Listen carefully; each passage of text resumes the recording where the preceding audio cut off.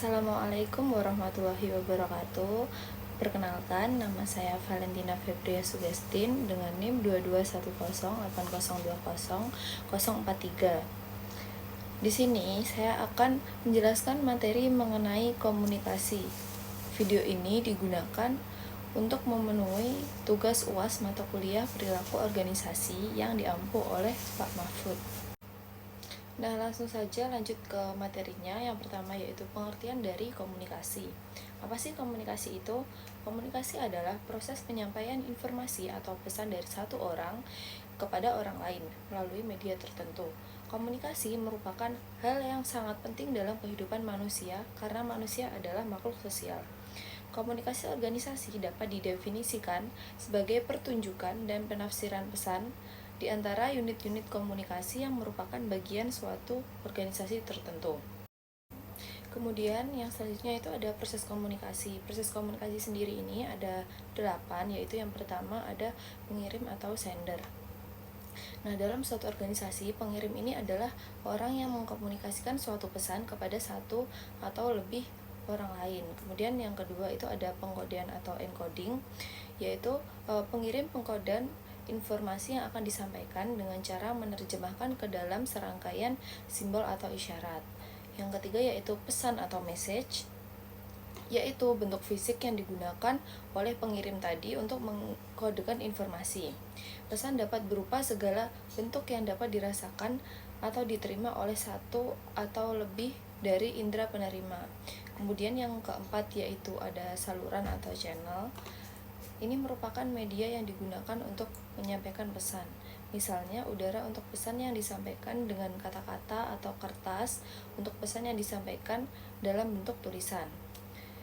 Kemudian proses komunikasi yang kelima yaitu ada penafsiran kode atau decoding, yaitu proses di mana penerima menafsirkan pesan dan menerjemahkannya menjadi informasi yang berarti baginya. Nah, yang selanjutnya yaitu ada penerima atau receiver, yaitu orang yang menafsirkan pesan dari pengirim. Kemudian yang ketujuh yaitu ada gangguan atau noise, yaitu semua faktor yang mengganggu, membingungkan, atau mengacaukan proses komunikasi tadi. Dan yang kedelapan yaitu umpan balik atau feedback. Ini merupakan kebalikan dari proses komunikasi yang menyatakan reaksi terhadap komunikasi dari pengirim atau biasa disebut respon dari penerima kepada pengirim. Yang selanjutnya yaitu arah komunikasi. Arah komunikasi yang pertama yaitu downgrade communication atau komunikasi ke arah bawah. Komunikasi ke arah bawah yaitu komunikasi yang mengalir dari satu tingkat dalam kelompok atau organisasi ke tingkat yang lebih bawah. Misalnya, para manajer yang berkomunikasi dengan para bawahnya. Pola ini biasanya digunakan oleh para manajer atau pemimpin kelompok untuk menetapkan sasaran, memberikan instruksi pekerjaan, menginformasikan kebijakan dan prosedur ke bawahan, menunjukkan masalah yang memerlukan perhatian, dan yang terakhir mengemukakan umpan balik tentang kinerja. Kemudian, arah komunikasi yang kedua yaitu upward communication atau komunikasi ke arah atas. Komunikasi ke arah atas yaitu komunikasi yang mengalir ke tingkat yang lebih tinggi dalam kelompok atau organisasi. Komunikasi ini digunakan untuk memberikan umpan balik ke atasan, menginformasikan mereka mengenai kemajuan sasaran, dan menyampaikan masalah-masalah yang sedang dihadapi.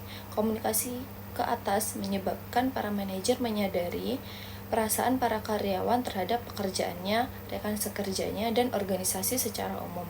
Dengan komunikasi ke atas, manajer juga dapat mendapatkan gagasan untuk memperbaiki kondisi yang dihadapi. Kemudian yang ketiga yaitu yang terakhir itu lateral communication atau komunikasi horizontal. Komunikasi horizontal yaitu komunikasi yang terjadi antara anggota kelompok kerja yang sama, baik antar sesama pekerja ataupun antar sesama manajer. Komunikasi horizontal berfungsi untuk menghemat waktu dan memudahkan koordinasi. Dalam beberapa kasus, hubungan horizontal ini memberlakukan sanksi formal. Seringkali hubungan ini diciptakan secara informal untuk mempersingkat hierarki vertikal dan mempercepat tindakan. Yang selanjutnya yaitu mode komunikasi. Mode komunikasi sendiri ini juga ada 3. Yang pertama, komunikasi lisan, yang kedua komunikasi tulisan, dan yang ketiga komunikasi nonverbal. Nah, di sini saya akan menjelaskan masing-masing dari ketiga mode komunikasi tersebut, yaitu yang pertama ada komunikasi lisan. Seperti yang kita tahu, sarana utama suatu individu dalam melakukan komunikasi dengan individu lainnya adalah melalui lisan dengan cara berbicara, mengobrol, berpidato, ataupun berdiskusi dengan suatu kelompok atau organisasinya. Salah satu keuntungan dari komunikasi lisan ini adalah kecepatan dalam menerima umpan baliknya. Pesan verbal yang disampaikan tadi akan mendapatkan tanggapan dalam waktu yang relatif singkat. Jika penerima merasa tidak yakin dengan pesan tersebut, maka umpan balik yang cepat memungkinkan deteksi dini oleh pengirim dan akan diterima lebih cepat juga oleh pengirim tersebut. Nah, di samping memiliki keuntungan, tentunya komunikasi dengan lisan juga memiliki kerugian. Kerugian terbesar dari komunikasi lisan yang muncul dalam sebuah organisasi adalah ketika pesan yang disampaikan harus melewati sejumlah orang atau beberapa orang. Nah, semakin banyak orang yang dilewati oleh pesan itu, maka semakin besar pula kemungkinan pesan tersebut mengalami distorsi. Kemudian, mode komunikasi yang kedua yaitu komunikasi tulisan. Dalam kehidupan sehari-hari, kita sudah terbiasa melakukan komunikasi seperti tulisan.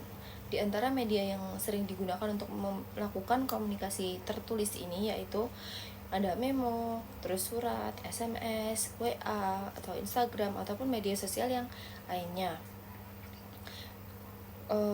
Komunikasi tertulis ini juga memiliki keuntungan, yaitu karena komunikasi tertulis ini berwujud dan dapat dibuktikan atau dapat dijadikan sebagai bukti, umumnya baik pengirim maupun penerima akan memiliki catatan komunikasi. Pesan dapat disimpan dalam waktu yang lama. Kemudian jika ada pertanyaan mengenai isi pesan tersebut, maka secara referensi dicatat dan dijadikan rujukan untuk referensi selanjutnya. Kemudian mode komunikasi yang terakhir yaitu komunikasi nonverbal.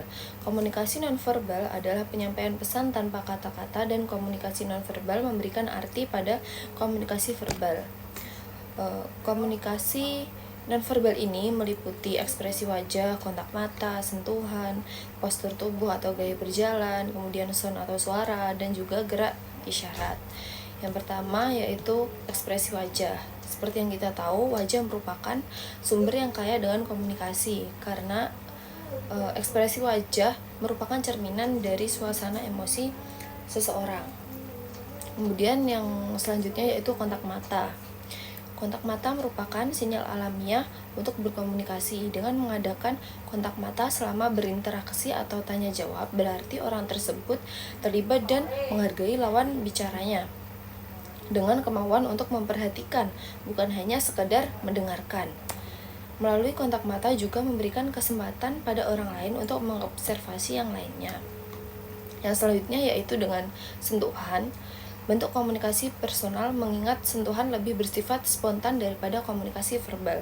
Beberapa pesan seperti perhatian yang sungguh-sungguh, dukungan emosional, kasih sayang, atau empati dapat dilakukan melalui sentuhan. Kemudian yang selanjutnya yaitu postur tubuh atau gaya berjalan.